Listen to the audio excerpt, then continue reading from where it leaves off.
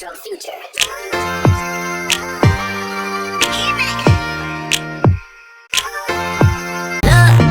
Baby, won't you be mine? Hey guys, what's up? It's Savannah and welcome back to my channel. Today we are doing something that I have never ever done before, but I am so incredibly excited to start this series. You guys may or may not know if you follow me on Twitter, which I will pop up the link right here. But if you do follow me on Twitter, you may or may not have seen that I tweeted out that I want to start covering missing persons cases on my channel, or just cases in general, whether they are solved, unsolved. This is something that I am so incredibly passionate about. I don't know if I've ever talked to you guys about it on a video before. I don't think I have. I have always been extremely interested in criminology. I was a behavioral science major for a long time, which basically is the study of why people do the things that they do, why people are the way that they are. It incorporates a lot of sociology, psychology, all of that type of stuff. And besides the fact of me just being incredibly intrigued by all of this and being super passionate about it, I think the main and most important benefit of it all is to spread awareness about these cases, because social media is the biggest platform to get a message across and to just spread the word like rapid fire. Social media is so powerful in that type of way. If I or anyone else who does this is able to shine light on certain cases that either have or have not had a lot of attention, then I think that's the most important thing of it all. And I also have to disclaim by saying that this is real life. This is real people with real emotions and real feelings that have had traumatic things happen to them. And it's awful and heartbreaking, and researching these cases is so frustrating sometimes. You have to keep that in mind and be respectful, please, in the comments or anywhere else. Just remember that these are real people and this is real life, real things that these families have to deal with on a day-to-day basis. And I'm going to be coming at you guys from a very unbiased opinion. I'm just going to give you the facts straight out as I know them, and then I'm going to talk about the theories, and from there you guys can either create your own theory and let me know in the comments below, or you can agree with the theory or disagree with the theory. I want to hear what you guys think about some of these things that I'm going to be talking about today. But I also want to know what cases you guys would like to see me cover in the future, whether they may be solved or unsolved,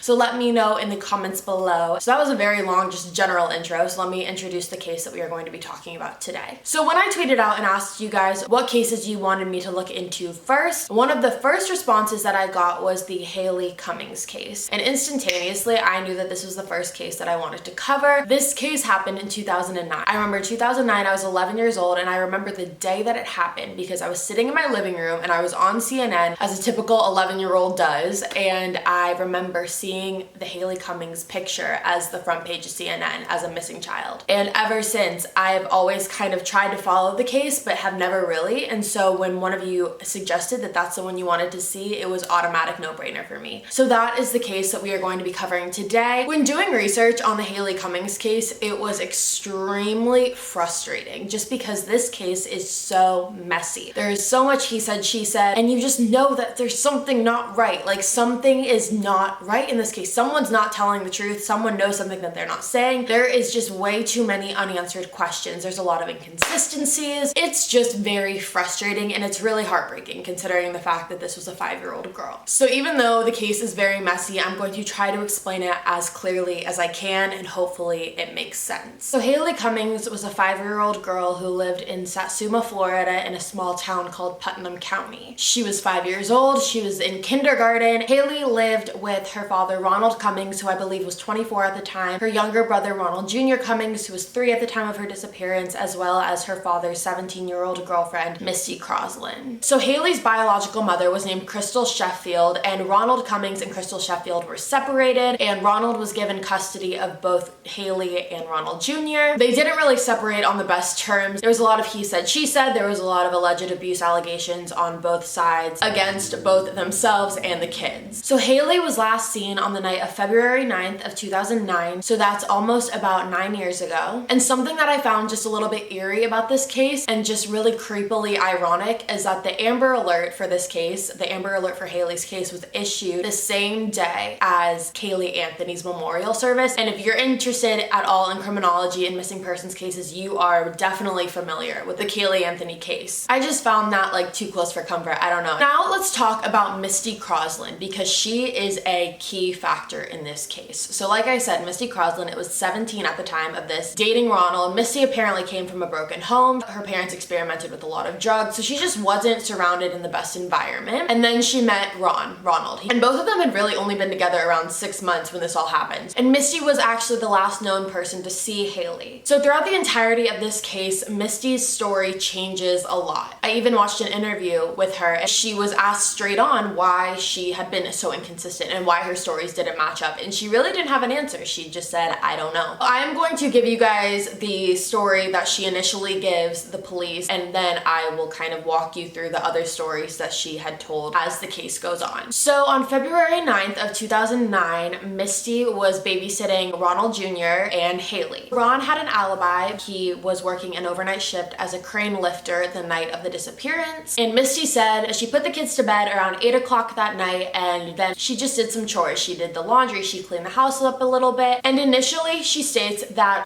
both kids slept in the bed with her. However, she then changes her story to say that Hayley was asleep on a mattress just a few feet away from the master bed, and Ronald Jr. slept in the bed with Misty. And she herself went to bed at around 10 o'clock p.m. that night. Misty says that she woke up at 3 o'clock in the morning to go to the bathroom, and when she walked to the bathroom, she noticed that the kitchen light was on, which was not normal typically, so she walked towards the kitchen and noticed that the back door was open. And when she went to go call Ron, she noticed that Hayley was missing. That was the initial story that Misty told the police. Obviously, having Misty been allegedly the last person to see Hayley, she was automatically questioned and interrogated by the police. So initially, something that Misty didn't mention is that there were 2 other people present in the house that night earlier, and that would be Misty's brother Tommy Crosland as well as their cousin Joe Overstreet. These 2 men are going to be very important throughout the rest of the case, so remember their names. Joe was described not in a good light at all. From the research that I did, he was described as having some anger problems, being very violent, as well as being a pedophile. People described him as just having very inappropriate contact with children. Mind you, these allegations were coming from Crystal's side of the family, so Hayley's biological side of the family. They were saying that they believed that Joe had been sexually molesting Hayley. Although that was just from Crystal's side of the family,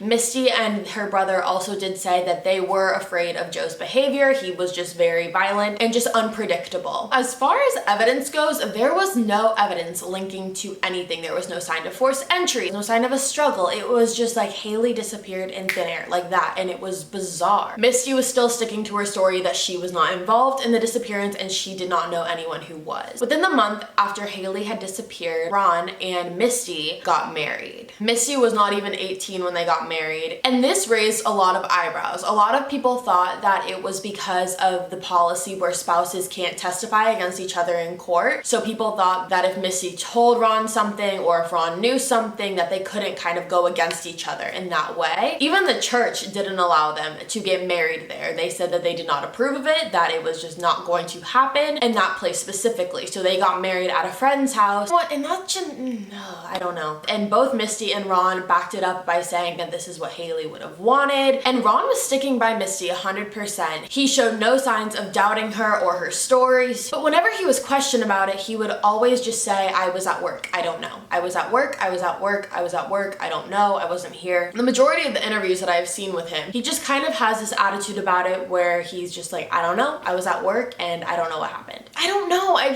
like, what there? Like, what do you mean? But the marriage between Misty and Ron only lasted several months before they ended up getting a divorce. Misty claims that it was just because of the pressure of it all and how Ron and them were under such a close microscope and he couldn't handle it. But there were also some allegations that it had to do with the fact that Misty's stories were inconsistent and Ron was a little bit skeptical of that fact. But throughout all of this, no one could find Hayley. Hayley was nowhere to be found. Hayley's mother, Crystal, was 100% certain that Hayley would never have just gone off with a stranger willingly without making a noise. She said Hayley was extremely afraid of the dark and extremely afraid of strangers, so there's no way in hell Hayley would have just gone. Crystal said that she must have been restrained, she must have been forced, and this was not just something Hayley would have willingly done. Hayley's little brother, Ronald Jr., was in the room when Hayley was taken. When he was asked about it, he would say a man in black came and took Hayley, and that's what happened. A man in black came and took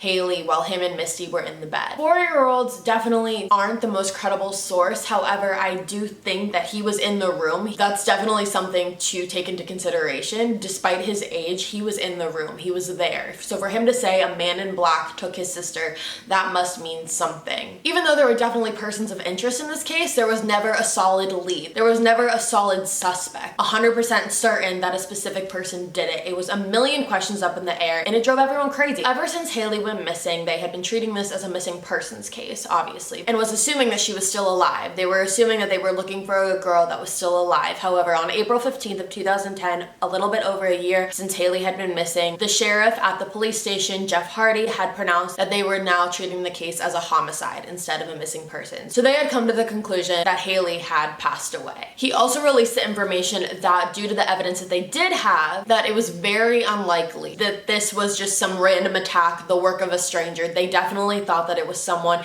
in the loop of Hayley's circle. It was definitely someone that Hayley had known. I want to just mention something real quick. I watched this interview of Ron and Misty, and after watching everything, and I know I said that I was going to come at this from an unbiased opinion, but I'm going to kind of give you the straight facts of how she acted. There was a Today Show interview shortly after Ronald and Misty had gotten married, so this was in the beginning of the case. Misty's way of talking and her attitude, there was something so wrong about it. She was so quiet, dead in the eyes, dead in the face, like so monotone, so just not there. And I understand that people have different way of coping with things and different ways of grieving and dealing with things, but I don't know. There was just something really unsettling about how she's acted in that interview and throughout the entire case in general, in my opinion. Not to say that I think she did it, because I don't know what I think. So there are two things that I'm going to tell you guys before we move on into some of the theories, because honestly, you guys, there is not that much core evidence in this case. So in January of 2010, Misty was involved in an undercover drug deal gone wrong. And I'm mentioning this to you guys because it is going to take part in the theories later on. So Misty was in contact with what she thought was someone who was wanting to buy off some oxycodone from her, buy off some pills. In reality, she was actually in contact with an undercover cop. She told the cop that she was on her way to Florida with her cousin. Her cousin really needed the money and she could supply him with all the pills that he had wanted. So around 4:30 a.m. on January 8th, they met the undercover detective at a truck stop where Misty was ultimately arrested. Now, Misty's attorney says that this whole thing was just a plot to get Misty arrested due to the whole Hayley disappearance. His theory was that they figured if they got Misty into custody, then they can gain some sort of leverage as far as finding out more information as to what actually happened. So Misty went to trial for this. She ended up getting a minimum of 25 years in prison and fined $500,000, as well as ordered to be a part of a drug probation when she was released. During all of this, both of Misty's parents, as well as her brother Tommy and Ron, were also arrested on drug charges. Hayley's mom said that she just knows that Misty and Tommy, her brother, know something, and she doesn't care if they end up in prison. She just wants to know what happened to her daughter. So there was a small break in the case when the Putnam County Sheriff's Department was tipped off that they should check the waterway areas around the area, and once they did that, they did find small pieces of evidence that they did not disclose what they were. They said that they found pieces of evidence that linked back to the case. So that gave people a little bit of hope that maybe this could go somewhere. I hate leaving you guys on that cliffhanger with no more information as far as evidence goes, just as that. Like, she just disappeared in plain sight. But I'm gonna move on to the theories because this may answer some questions and may just kind of get your mind going a little bit. The first theory is that Hayley was taken, murdered, and stuffed in a bag by Misty's cousin, Joe Overstreet, which would kind of explain Ronald Jr., the little brother's theory of the man in black coming and taking Hayley. Once Misty was put in prison, Misty's attorney said that she personally told him that she was at the house with Tommy, her brother, and Joe ended up coming by the house and he was looking for a machine gun or a rifle or some sort of gun, and he didn't find it, and it made him furious. And Misty was hiding in the bed with Ronald Jr. and watched Hayley was attacked sexually and physically by Joe Overstreet, stuffed in a bag, and taken away. The thing about this theory that kind of makes it seem the most likely, Misty as well as her brother were both in prison at the time that they reported these theories, because Misty's brother Tommy at this time came out with one very similar to this. He said, there's a train going by. He said that Joe most likely had strangled Hayley, stuffed her into a bag, and dumped her in the St. Johns River. He said the same thing about Joe coming over and looking for a gun, not finding it, and just getting enraged and taking it out on Hayley. The interesting thing about this theory is that Misty and Tommy were both in zero contact with each other because they were both in prison, yet both of them had spoke of the situation that happened as to how Hayley disappeared.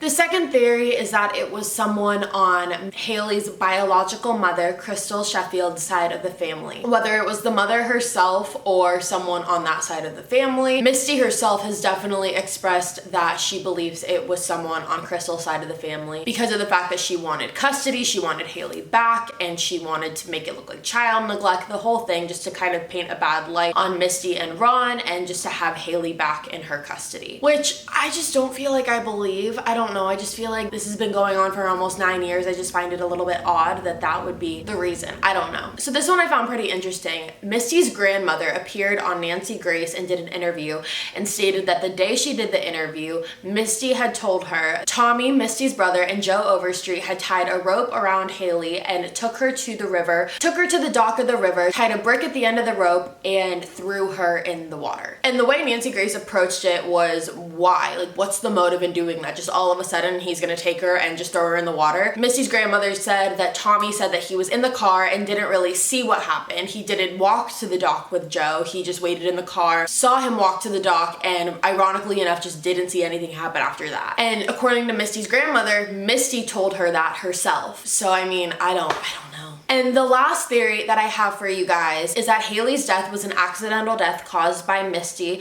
that Misty got fed up with Hayley. She was just overwhelmed and really stressed out, either hit Hayley too hard or hit her in the back of the head with a piece of wood or something like that, and she ended up bleeding in her brain, which is the cause of her death. And they ended up making it seem like a missing persons case in order to keep the little brother as far as custody goes, which again I find just not really believable in this case. There is not a trace of Hayley anywhere. I'm gonna pop up a picture right here of the National Center for Missing and Exploited Children, what they released as far as what they think Hayley would look like at age 12. Someone knows something.